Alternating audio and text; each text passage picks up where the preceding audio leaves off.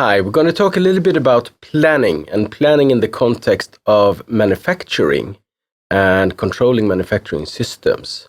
When we talk about planning, the context here is that how can we make sure that what happens before something needs to be manufactured, how can we make sure that the things that happen before makes what happens in the actual manufacturing as efficient as possible? And to do this, we require planning. That requires planning. And planning, in this sense, is when we make decisions about future activities and events. That's the definition of planning that we are using here. We are going to talk about 5 different levels of planning, starting with the top one, which we call strategic network planning, going all the way down to the lowest one called production activity control. And the levels here differentiate between how detailed they are, how long planning periods they focus on, how often you revisit the plan to redo the plan, and also how much detail you look into when planning. And the first one, called strategic network planning, this is the one with least amount of detail. Here you plan on a strategic, very high level, the number of supply chain links and nodes and so on. That's the things you plan when you make a strategic network plan. And typically you revisit this plan every year. So it's quite long-term planning. And the planning horizon that you plan for can stretch out to several years, actually. And the period length that you plan for is years, or perhaps, if you're very detailed, as low as quarters. So you never look beyond a stretch of 3 months, for instance, in a strategic network plan. Now, the questions that you try to answer when you make a strategic network plan, those are the big ones. How many warehouses do we need? How many manufacturing sites do we want? How will we source our production? Do we need new partnerships? Do we need new suppliers, for instance? What type of markets do we need to reach, and so on? So these are the big strategic decisions. Has very little to do with the day-to-day operations, actually. More to put the game board in place so that you can then start manufacturing things that meet the strategic goals of the company. Now, the second level, and now we're going down one level of detail.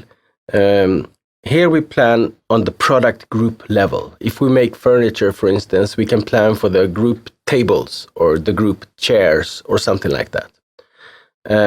And the planning horizon we have here is 1 to 2 years ahead. We are not looking beyond 2 years, 24 months ahead often. And the length of the period that we plan for is a quarter or maybe down to single months. And we revisit this plan every quarter or even every month to see, okay, do we need to change anything? Do we need to change our prognosis and so on? The things we're looking at here are related to the business concept of the company. How much will we sell from a specific product group, for instance, and how much resources will we need in order to meet demand on a quite high level. We're not looking into details.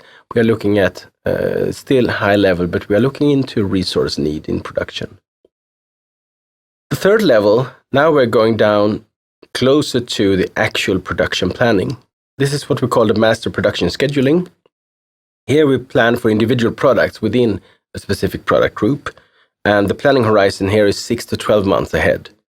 So we are getting closer to the detailed planning, but it's still not that detailed yet. But we revisit this plan every month or maybe every week. And the period length that we plan for is down to single weeks at most, or perhaps months. And master production scheduling is also called MPS. That's the sort of the official abbreviation of this. And here we look into when we need to produce certain products in order to meet demands. How much do we need to produce during each of these months or weeks, these planning periods, in order to meet the demands on the higher level of planning that we put up there. And then we go down to what we call order planning. So now we are pretty detailed, actually. Here we look at the items that comprise different products, the items that we need in order to produce, for instance, a chair, then we need 4 legs and so on. And here we have the planning horizon 1 to 6 months, because here we need to involve subcontractors, we need to involve system suppliers, we need to involve other companies and place orders so that we will get the parts we need when we need them.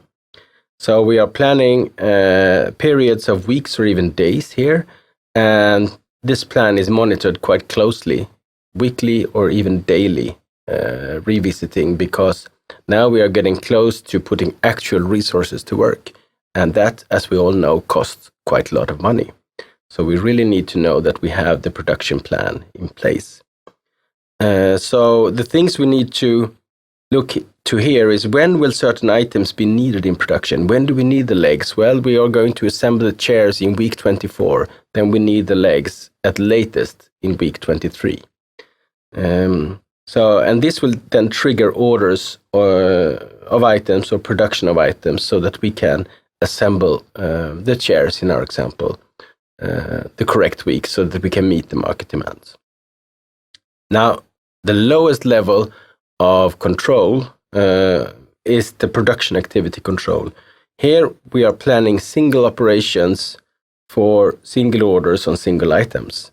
And the planning horizon is 1 to 4 weeks ahead. So we are not looking that much ahead, 1 month at the most. And we are revisiting this plan every day, because here we are down to individual operators, even individual machines or individual tasks that need to be done, need to be performed. So the period length can go down to days or hours, or even lower than that if it's a very detailed type of operation. So here we will look into when will a specific item be produced, and when will a specific item be needed to arrive from a sub-supplier, for instance. So we have an example here from the furniture industry. On the strategic level, the strategic network planning, you might plan that, okay, we will sell tables for the next 5 years at least. This is broken down to the sales and operations planning, and there you say we will sell 3,000 tables in the first quarter of next year. And the master production scheduling, when you break this down further, say, okay, to be able to meet these 3,000 tables, we need to produce 1,000 tables of type A, 1,500 of type B, and 500 of type C by the first quarter next year. Otherwise, we cannot meet these demands. We go down one level again, and to say, to be able to produce according to this plan, we need 4,000 table legs of type A, 6,000 table legs of type B, and 2,000 table legs of type C. Each table has 4 legs, of course. And the lowest level, the production activity control, now we are very close to actually producing the tables. We are saying type A will be produced in week 44 to 48, type B in 49 to 50, and type C in week 51 to 52, over Christmas and New Year's. Sorry, guys. So this is a typical example of how a production can be planned ahead using a number of different time perspectives, a number of different levels. As you can see, this table here sums it up. You have the 5 planning levels: strategic network planning, sales and operations planning, master production scheduling, order planning, and production activity control. And if you look at these 4 different parameters, from level of detail to planning horizon, period length, and replanning interval, you can see that you go from very high level, low detail, when you talk about strategic network planning, into extremely detailed production activity control and all the steps in between.